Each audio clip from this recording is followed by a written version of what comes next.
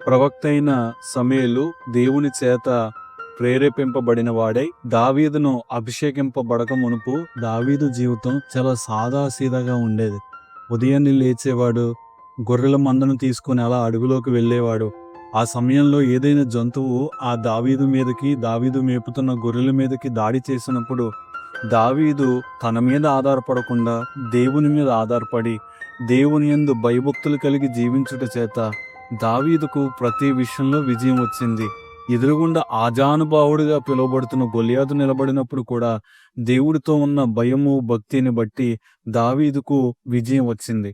కానీ ఎప్పుడైతే ప్రవక్త అయిన సమూయేలు చేత దేవుడు అభిషేకించమని చెప్పాడో, దావీదు అభిషేకించబడిన తర్వాత తన జీవితం మొత్తం తారుమారైపోయిందని చెప్పడంలో ఎటువంటి సందేహం లేదు. ఒకప్పుడు పేద స్థితిలో ఉన్న దావీదు ఇప్పుడు రాజుగా నియమింపబడ్డాడు. ఒక్కసారి ఆలోచించండి, పేద స్థితి నుండి ఉన్నట్టుండి రాజు స్థాయిలోకి ఎదిగాడంటే ఆ పరిస్థితులలో తండ్రి ఆలోచన ఎలా ఉంటుంది, తల్లి ఆలోచన ఎలా ఉంటుంది, తన అన్నయ్యల ఆలోచన ఎలా ఉంటుంది, తన ఊరి ఆలోచనలు ఎలా ఉంటాయి. వారందరి దృష్టిలో ఇప్పుడు దావీదు ఎలా ఉన్నాడయ్యా అంటే, దావీదు నమ్ముకున్న దేవుడు దావీదును విడిచిపెట్టలేదు, తీసుకొచ్చి రాజుగా కూర్చోబెట్టాడు అని చుట్టూ ఉన్నవారు ఆనందపడి ఉంటారు. బహుశా దావీదు కూడా దేవుడు నన్ను రాజుగా చేశాడు, దేవుని పట్ల భయము భక్తి కలిగి జీవించుట చేత ఎందుకు పనికిరాని అర్హుడలేని నన్ను అర్హుడిగా చేశాడు, అందును బట్టి దేవునికి వందనాలు అని చెప్పుండొచ్చు బహుశా. కానీ ఎప్పుడైతే ఆ రాజుగా నియమింపబడిన తర్వాత కొన్ని రోజులకి ఆ సౌలు దావీదును తరవడం ప్రారంభించాడు. సొంత ప్రజలు దావీదును తరవడం ప్రారంభించారు. అప్పటి వరకు సౌలు వేల కొలది, దావీదు 10,000 కొలది అని పిలిచిన ప్రజలు ఇప్పుడు దావీదు మీదకి వ్యతిరేకంగా ప్రారంభమయ్యారు. దావీదు స్థితి ఎలాగైపోయిందంటే ఇప్పుడు పేరుకి రాజు అన్నట్లుగా ఉన్నాడు గాని చుట్టూ పరిస్థితులు చూస్తే ఏ క్షణంలో చచ్చిపోతానో అన్నట్లుగా ఉంది. కొన్నిసార్లు మన పరిస్థితులు కూడా ఇలాగే ఉంటాయి. దేవుడు మన జీవితాన్ని అలా సాఫీగా సాగిస్తుండగా దేవుడు మనలను ఎన్నుకొని మనలను ఒక ప్రత్యేకమైన పనికి ఏర్పరుచుకున్న సమయంలో ఆ పనికి అంటే ముందుగా మన జీవితం సాఫీగా ఉండేది. కానీ ఎప్పుడైతే దేవుని కనుదృష్టిలో మనం పడ్డామో మన జీవితం తారుమారైపోయినట్టు ఉంటుంది. అన్ని శోధనలు వస్తాయి, అన్ని శ్రమలు వస్తాయి. ఏంటి ప్రభువా నా జీవితం, నిన్ను నమ్ముకున్నందుకు ఇదా నా జీవితం అని అడిగే అంత స్థాయిలోకి మనం వెళ్ళిపోతాం. కానీ దావీదు జీవితం చూస్తే ఆ స్థాయిలోకి వెళ్ళినప్పుడు దావీదు పాడిన పాట, దావీదు చేసిన ప్రార్థన మనందరి జీవితాలకు ఎంతో ఉపయోగకరంగా ఉంటుందని చెప్పడంలో ఎటువంటి సందేహం లేదు.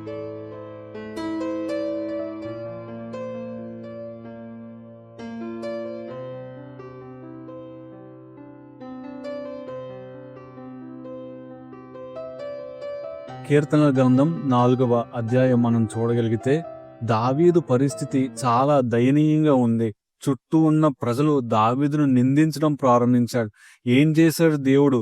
గొర్రెల కాపరిగా ఉన్నప్పుడే నీ బ్రతుకు బాగుంది, ఇప్పుడు రాజుగా నియమింపబడిన తర్వాత నీ మామగారు నిన్ను తరుముతున్నారు, నీ కొడుకు నిన్ను తరుముతున్నాడు, సొంత ఊరి ప్రజలు నిన్ను తరుముతున్నారు, ఇంకెందుకు నీ జీవితం, నీ దేవుడు ఏం చేశాడు అన్న వేళ దావీదుకి సరిగ్గా నిద్ర పట్టుండదు. అసలు ఇంకా దావీదు ఏంటి ప్రభువా అప్పుడే బాగుంది కదా, ఇప్పుడు నా పరిస్థితి చాలా దయనీయంగా ఉంది కదా అనుకుని ఉండాలి. కానీ దావీదు 4వ అధ్యాయంలో 1వ వచనంలో మనం చూస్తే, నా నీతికి ఆధారనగు దేవా, నేను మొర్రపెట్టినప్పుడు నాకు ఉత్తరం ఇమ్ము, ఇరుకులలో నాకు విశాలత కలుగు చేసిన వాడు నీవే, నన్ను కరుణించి నా ప్రార్థన అంగీకరించము. చుట్టూ ఉన్న పరిస్థితులు ఎంతో భయంకరంగా ఉన్నాయి. ఇంకా నా పని అయిపోయింది, ఎవరొకరి చేతిలో నేను చచ్చిపోతాను అన్న వేళ దావీదు ఏం చేశాడంటే దేవుని దగ్గరికి వచ్చాడు, దేవుని వైపు చూశాడు. నా నీతికి ఆధారమవు దేవా అంటే దావీదు తన నీతి మీద ఆధారపడలా. ప్రభువా నేను నీతిగా బతికాను, నేను భయభక్తులు కలిగి జీవించాను, యథార్థమైన ప్రవక్తను కలిగి జీవించాను, ఏంటి ప్రభువా అని అడగలేదు. గాని నా నీతికి ఆధారమగు దేవా అని దేవునిని హైలైట్ చేయడం మనం చూస్తున్నాం. పైగా నేను మొర్ర పెట్టినప్పుడు నాకు ఉత్తరమిమ్ము. ఇక్కడ దావీదు చేసిన పని ఏంటంటే దేవుని వైపు చూశాడు. సమస్యలొచ్చాయి, బాధలొచ్చాయి, అధికమైన వేదనలు గుండా ప్రయాణం అవుతున్నాడు, మానసికంగా ఎంతో కృంగిపోయి ఉంటాడు. కానీ దేవుని వైపు చూశాడు. ఎందుకయ్యా అంటే ఇరుకులలో నాకు విశాలత కలుగ చేసిన వాడు నీవే, నన్ను కరుణించి నా ప్రార్థన అంగీకరించము. ఇక్కడ 1వ వచనంలో మనం చూస్తే దావీదు చాలా సార్లు దేవునికి ప్రార్థించాడు. ఆ ప్రార్థించిన వేళ దావీదుకు దేవుడు విశాలత కలుగ చేశాడు. ఆ నమ్మకంతో, ఆ విశ్వాసంతో మరలా దావీదు దేవుని దగ్గరకొచ్చి, ప్రభువా నన్ను కరుణించు, నా ప్రార్థన అంగీకరించు అని ప్రార్థన చేయడం మొదలుపెట్టాడు. వచ్చిన శోధన బట్టి, వచ్చిన శ్రమను బట్టి దావీదు దేవుడి దగ్గరికి వెళ్ళాడు. ఈ వీడియో చూస్తున్న వారందరూ ఒక్క విషయం గుర్తుపెట్టుకోండి. మన జీవితంలోకి శోధనలు వస్తాయి, వ్యాధి బాధనలు వస్తాయి.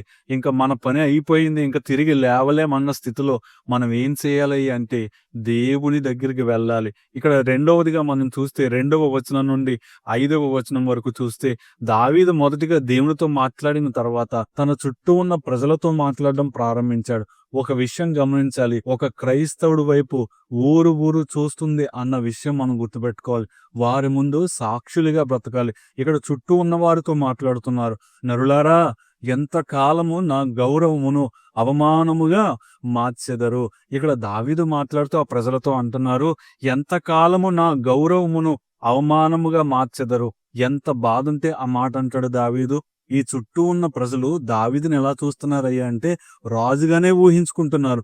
రాజుకి ఏ కష్టాలు ఉండవు, ఏ బాధలు ఉండవు, తనకు సుఖాలు ఉంటాయి, విజయాలు ఉంటాయి, ధనాలు ఉంటాయి, ఇంకా భయం ఏంటి, చక్కగా పడుకోవచ్చు, చుట్టూ కావలి వారు ఉంటారు, నీ దేవుడిని ఆశీర్వదించాడు అని చెప్పడం ప్రారంభించారు ప్రారంభంలో.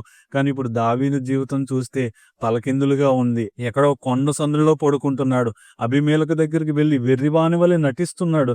తన జీవితం అంతా అవమానకరంగా ఉంది. కానీ దావీదు మాత్రం ఆ జీవితాన్ని అవమానకరంగా ఎంచలేదు. ఆయన మాట్లాడుతూ అంటాడు, ఎంత కాలము వ్యర్థమైన దానిని ప్రేమించెదరు, ఎంత కాలము అబద్ధమైన వాటిని వెతికెదరు. ఇక్కడ దావీదు మాట్లాడుతూ అంటాడు, మీరు ఈ లోకంలో ధనాన్ని చూస్తున్నారు, సంపదను చూస్తున్నారు, ఆస్తిపాస్తులను చూస్తున్నారు, సుఖాలను చూస్తున్నారు, విజయాలను చూస్తున్నారు, కానీ ఎప్పుడుకో అప్పుడు అది చివరికి వ్యర్థమే అని దావీదు మాట్లాడుతున్నాడు. సొలొమోను భక్తుడు ప్రసంగి గ్రంథంలో అంటాడు, సమస్తము వ్యర్థం, మనకి కలిగి ఉన్నది ఏది మనకి జీవాన్ని ఇవ్వలేదు, మనకి సంతోషాన్ని ఇవ్వలేదు. మీరు ఎంతకాలము అబద్ధమైన వాటిని వెతికెదరు. పేరు ప్రఖ్యాతులు కానివ్వండి, విజయాలు కానివ్వండి, మనకు వచ్చే ఆశీర్వాదాలు కానివ్వండి, అవన్నీ ఏదో ఒక రోజు లయమైపోతాయి.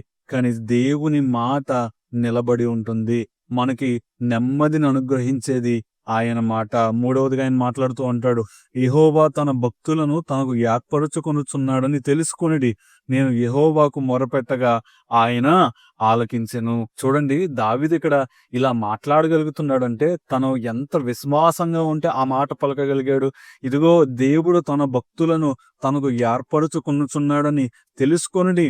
నేను యెహోవాకు మొరపెట్టగా ఆయన ఆలకించును. అసలు ఆ మాట చదివితే దావీదుకున్న విశ్వాసం, నమ్మకం, దేవుని పట్ల భయము, భక్తి, యథార్థత హృదయం మనకు కనబడుతుంది. మనం ముందుకు వెళితే ఇదే పరిస్థితి దానియేలుకు ఎదురవుతుంది, షడ్రకు, మేషకు, అబేద్నెగోలకు ఎదురవుతాయి. అటువంటి పరిస్థితులలో వారు ఏం చేశారయ్య అంటే దేవుని వైపు తిరిగి ప్రార్థించడం మొదలుపెట్టారు. ఇదిగో నెబుకద్నెజరుకు ఒక కల వచ్చింది, అది వివరించకపోతే అందరినీ చంపేయమన్నాడు అనే వార్త వినబడినప్పుడు ఈ దానియేలు, షడ్రకు, మేషకు, అబేద్నెగో ఏం చేశారయ్య అంటే దేవుని దగ్గరికి వెళ్ళి ప్రార్థించారు. వారు యెహోవాకు మొర్రపెట్టగా ఆయన ఆలకించెను. ఈరోజు నేను మీతో చెప్పాలనుకున్న మాట, దేవునికి మొర్రపెట్టండి. ఏదో సాదాసీదా ప్రార్థన దేవుని దగ్గరికి వచ్చి ప్రభువా నీకు వందనాలు, నన్ను కాపాడి నీకు స్తోత్రాలు, ఆమేన్ అని ముగించడం కాకుండా దేవుని దగ్గరకు వచ్చి మొర్రపెట్టండి. ప్రభువా నా కుటుంబ పరిస్థితి ఇది, ప్రభువా నా జీవిత పరిస్థితి ఇది, ప్రభువా నా సంఘము పరిస్థితి ఇది, నా ప్రాంతపు పరిస్థితి ఇది, ప్రభువా నీవే నాకు దిక్కు, నా మీద నేను ఆధారపడట్లేదు, నీ నీతి మీద ఆధారపడుతున్నాను, ప్రభువా నాకు సహాయం చేయని మనం అడగగలిగితే ఆయన తన భక్తులను ఏర్పరుచుకున్నాడు. ఖచ్చితంగా మన ప్రార్థన ఆయన ఆలకిస్తాడు. ఆయన ఇట్లా అంటాడు, పరిస్థితులు మారిపోయాయి కదా, పాత జీవితమే బాగుంది, అన్యులుగా బ్రతికినప్పుడు అంతస్తులున్నాయి, మేడమిద్దులున్నాయి, కుటుంబాలున్నాయి, బంధువులున్నారు, ఇంకా ఆ జీవితమే బాగుంది కదా అని మరలా తిరిగి పాపం చేస్తారేమో. మీరు పాపం చేయకండి. ఆయన 4వ వచనంలో అంటాడు, భయము నుండి పాపము చేయకుడి. పాపం చేసేవారిలో భయం ఉండదండి. వారు రహస్యంగా చేసినా, బహిరంగంగా చేసినా వారి పాపం వారికి ధైర్యాన్ని ఇస్తుంది. ఏం కాదులే, నన్ను ఎవరు చూసారులే, 4 గోడల మధ్య చేస్తున్నాను కదా, ఏం కాదులే అని భయం లేకుండా బరి తెగించి బ్రతికిన క్రైస్తవులు ఉన్నారు, బరి తెగించి బ్రతికిన అన్యులు కూడా ఉన్నారు. నేను చెప్పాలనుకున్న మాట, దేవునికి భయపడండి. పాపము చేయకండి. మరి మనం ఏం చేయాలయ్యా అంటే, మనం పండుకునినను ఏదన్నా పని చేసుకుంటున్నప్పుడు మనం ఏం చేయాలంటే, దేవుని వాక్యము మన హృదయములో ధ్యానము చేసుకొని ఊరకుండండి. Be com. దేవుడేం చెప్తున్నాడయ్యా అంటే, పరిస్థితులను బట్టి భయాందోళన చెందొద్దు. ఏదో నా జీవితం ఏంటి, దేవుణ్ణి నమ్ముకున్న తర్వాత నా పరిస్థితి ఏంటి ఇలా మారిపోయింది, ఇంక నా పని అయిపోయింది, ఇంక నేను తిరిగి లేవలేనని నువ్వనుకుంటున్నావేమో, నీ చుట్టూ ఉన్న ప్రజలు అనుకుంటున్నారేమో. నువ్వు చేయాల్సింది ఏంటయ్యా అంటే, దేవుని వాక్యము ధ్యానము చేసుకొని మన హృదయములో ఉంచుకోవాలి. యోహాను సువార్త 1వ అధ్యాయం ప్రకారం ఆ వాక్యం ఎవరయ్యా అంటే యేసుక్రీస్తే. ఆ వాక్యమే శరీరధారై లోకమునకు వచ్చెను మన హృదయములో జీవించడానికి. కొరింథీ పత్రికలో అంటాడు, మీరు దేవునికి ఆలయమై ఉన్నారని మీరు ఎరుగరా? ఆ ఆలయంలో ఏముండాలయ్యా అంటే దేవుని వాక్యం ఉండాలి. దేవుడు మన హృదయంలో ఉన్నప్పుడు బయట పరిస్థితులు ఎంత దయనీయంగా మారినా మనం ధైర్యంగానే ఉంటాము. ఇక్కడ 5వ వచనం మనం చూస్తే, నీతియుక్తమైన బలులు అర్పించుచు యెహోవాను నమ్ముకొనడి. ఆయన ఏం చెప్తున్నాడని అంటే, దేవుని వాక్యాన్ని, దేవుణ్ణి మీ హృదయంలో పెట్టుకోండి. నీతియుక్తమైన బలులు అర్పించండి. మనం దేవునికి ఏదైనా అర్పిస్తున్నప్పుడు అది నీతియుక్తంగా ఉండాలి. ఏదో మనకి ఈ దేవుడికి ఇది ఇస్తే చేస్తాడులే నా పట్ల, దేవుడికి ఎంత కానుక ఇస్తే దేవుడు నా పట్ల చేసేస్తాడులే. దేవుణ్ణి లంచం పెట్టుకునేవారిగా మనం ఎంత మాత్రం ఉండకూడదు. నీతియుక్తమైన బలులు దేవుడు ఇచ్చినా ఇవ్వకపోయినా మనకున్న దాంట్లో దేవుడికి ఇచ్చేవారిగా ఉండాలి. దేవుడు చూసేది మనం ఎంత ఇస్తున్నాం అన్నది కాదు, కానీ ఏ హృదయంతో ఇస్తున్నాం, ఎంత నీతి కలిగిన జీవితంతో ఇస్తున్నామని ఆయన మనల్ని చూస్తాడు. ఈ 4-5 వచనాలు మనం మొదటి నుంచి చూడగలిగితే, దావీదుకు వచ్చిన ఆ శోధనను బట్టి, ఆ సమస్యను బట్టి దావీదు మొదటిగా దేవుని దగ్గరికి వెళ్ళాడు. రెండవదిగా తన ప్రజల దగ్గర సాక్ష్యంగా ఉన్నాడు. ఇదిగో మీరు ఆనందాన్ని వెతుక్కుంటున్నారు, ధనంలో ఆనందం ఉందనుకుంటున్నారు, రాజ్యాధికారంలో ఆనందం ఉందనుకుంటున్నారు. లేదు లేదు, నా దేవునిలో ఆనందం ఉంది. భయపడి పాపము చేయకుండా ఉండుటకు ప్రయత్నం చెయ్యండి. ఎంకరేజ్ చేస్తున్నాడు చుట్టూ ఉన్న వాళ్ళని. 6వ వచనంలో నుండి చూస్తే, ప్రభువా మాకు మేలు చూపువాడెవరని అనేకులు అనుకుంటున్నారు. యెహోవా నీ సన్నిధి కాంతి మా మీద ప్రకాశింపచేయము. చుట్టూ ఉన్న వాళ్ళు అనుకుంటున్నారు, ఇంకా దావీదు జీవితం అయిపోయింది, దావీదు పట్ల మేలు చేసే వాళ్ళు ఎవరు లేరు, ఇంకా తన చేసిన పాపం తన మీదకు వచ్చింది, ఎప్పుడో ఏదో పాపం చేసి ఉంటాడులే, అందుకే దావీదు జీవితం ఇలాగ అయిపోయింది అని అంటూ వచ్చారేమో బహుశా చుట్టూ ఉన్న వాళ్ళు. యోబు జీవితం కూడా అలాగే ఉంటుంది. చుట్టూ ఉన్న స్నేహితులు మొదట్లో చాలా కాముగా ఉన్నారు, కానీ 7 రోజులు గడిచిన తర్వాత నువ్వు పాపం చేసావు, దేవునికి విరోధంగా బ్రతికావు, అందుకే నీ పరిస్థితి ఇలాగైపోయిందంటూ వచ్చారు. కానీ యోబు తన విశ్వాసాన్ని విడిచిపెట్టలేదు. ఇక్కడ దావీదు మీదకు వచ్చిన సమస్యలను బట్టి దావీదు తన విశ్వాసాన్ని విడిచిపెట్టలేదు. అనేకులు ఇలాగ అంటున్నారు, ప్రభువా కానీ నీ సన్నిధి కాంతి మా మీద ప్రకాశింప చేస్తాం, మాకు తెలుసు. వారందరూ 7వ వచనం చూస్తే, వారందరూ తన ధాన్యములో తన ద్రాక్షారసము విస్తరించిన నాటి సంతోషము కంటే అధికమైన సంతోషము నీవు నా హృదయంలో పుట్టించితివి.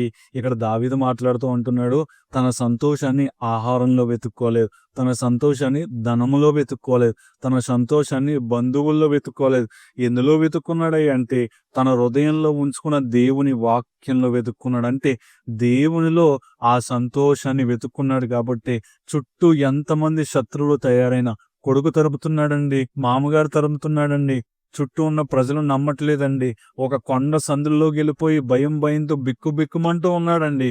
కానీ అటువంటి సమయంలో, ప్రభువా నీవు నా హృదయంలో అధికమైన సంతోషము పుట్టించితివి. ఆ సంతోషం ఎలా వచ్చిందండి? ఆ భయంలో ఆ సంతోషం ఎలా వచ్చిందండి అంత అధికమైన భారంలో? ఎందుకంటే దేవుణ్ణి నమ్ముకున్నాడు, ఆ దేవుడు విడిచిపెట్టడు అనేది దావీదు నమ్మకం. 8వ వచనంలో, యెహోవా నెమ్మదితో పండుకొని నిద్రపోదును, నేను ఒంటరిగా నుండినను నీవే నన్ను సురక్షితముగా నివసింపచేయుదువు. చూడండి, ఆ దావీదు మాట్లాడుతూ కొండ సందుల్లో ఉండి ఏ సమయాన్న ఏ ఎలుగుబంటి వస్తుందో, ఏ సింహం వస్తుందో, ఎవరొచ్చి దాడి చేస్తారో, మామగారు సైన్యం వస్తుందేమో, కొడుకు సైన్యం వస్తుందేమో, చుట్టూ ఉన్న ప్రజలు నన్ను చంపేస్తారేమో అని బిక్కుమంటూ ఉన్న స్థితిలో దావీదు దేవుణ్ణి మహిమపరుస్తున్నాడు. ఏమని? ప్రభువా నేను నెమ్మదితో పండుకొని నిద్రపోదును, నేను ఒంటరిగా నుండినను నీవే నన్ను సురక్షితముగా నివసింపజేయుదువు.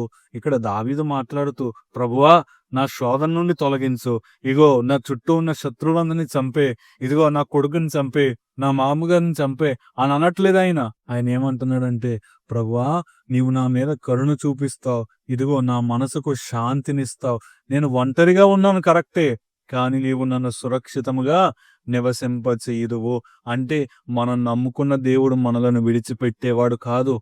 దేవుణ్ణి నమ్ముకున్న తర్వాత శోధనలొచ్చినాయని, వ్యాధి బాధలొచ్చినాయని మనం దేవుణ్ణి విడిచిపెట్టేసి వెళ్ళిపోయినట్లయితే మన పరిస్థితి ప్రారంభంలో ఉన్నదానికంటే చాలా దయనీయంగా మారుతుంది. అపవాది ప్రారంభంలో దేవుని విడిచిపెట్టే, ఇదిగో నిన్ను దేశానికి రాజుగా చేస్తాను, నిన్ను పలానాది చేస్తాను, నీకు దీవెనలు ఇస్తాను అని మనలను భ్రమ పెట్టే ఆలోచన చేస్తాడు. కానీ అటువంటి పరిస్థితిలో దేవుడు ఏం చెప్తున్నాడయ్యా అంటే, నన్ను నమ్ముకోండి. దేవునికి కావాల్సింది ఏంటంటే విలువైన బంగారము. నీవు దేవుని దృష్టిలో విలువైన బంగారముగా కనబడాలి. ఏ శోధన వచ్చినా, ఏ వ్యాధి బాధలను మనల్ని ముట్టినా దేవుడు మనకు తోడున్నాడు. అవన్నీ తొలగిపోతాయి అని నేను చెప్పట్లేదు. కానీ నేను చెప్పాలనుకున్న మాట, దేవునిలో మనకి నెమ్మది దొరుకుతుంది. సురక్షితముగా మనం పండుకోగలము. పైగా మనకి నిత్య జీవమున్నది. ఇదిగో మీకు స్థలము సిద్ధపరచ వెలుచున్నాను. అక్కడ ఒకవేళ ఇల్లు లేకపోతే నేను కడతాను. నేను మిమ్మల్ని మరలా తీసుకెళ్ళిపోతున్నాను. ఎంత నిరీక్షణ, ఎంత అద్భుతమైన నిరీక్షణ కలిగిన జీవితం మనకున్నప్పుడు లోకంలో ఎదురయ్యే శోధనలను బట్టి, బాధలను బట్టి కృంగిపోవద్దండి. దేవుని మీద ఆధారపడదాం. దేవుని వైపు చూద్దాం. దావీదు వలె దేవుని మీద ఆధారపడదాం గాని చుట్టూ ఉన్న మనుషుల మీద కాదు. చిన్న ప్రార్థన. మహాగణుడైన దేవా, పరిశుద్ధుడా, మీకు వందనాలు. మీరెంతైనా నమ్మదగిన దేవుడవు. ఈరోజు మాతో మాట్లాడినందుకు నీకు స్తోత్రాలు.